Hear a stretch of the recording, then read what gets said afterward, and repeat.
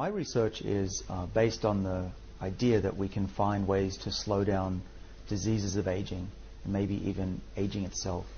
And when I started doing this about 15 years ago, this was considered a crazy idea to find genes that actually control the aging process.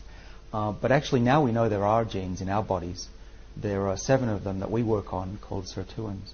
And these genes, we think, control the body's natural defenses against diseases and aging itself. And so the overall theme of my lab's research over at Harvard Medical School is to find ways to tap into our body's natural defenses and turn on these genes that exist in our cells, but they typically don't do a very good job. And so we're trying to make medicines that will turn on these pathways, these very ancient pathways, and boost them in a way that will slow down diseases.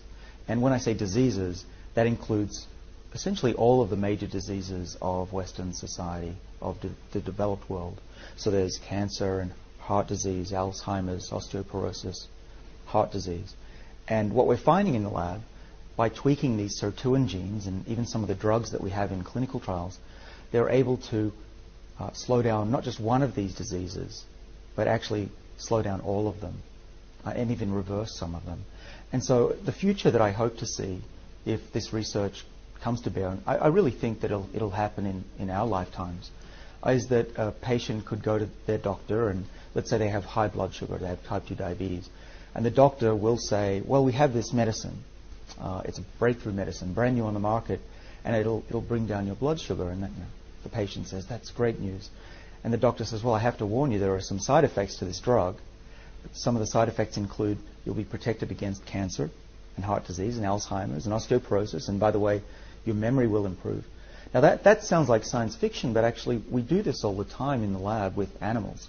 We can make mice smarter, run twice as far, protected from all those diseases, and we haven't found any side effects yet that are negative.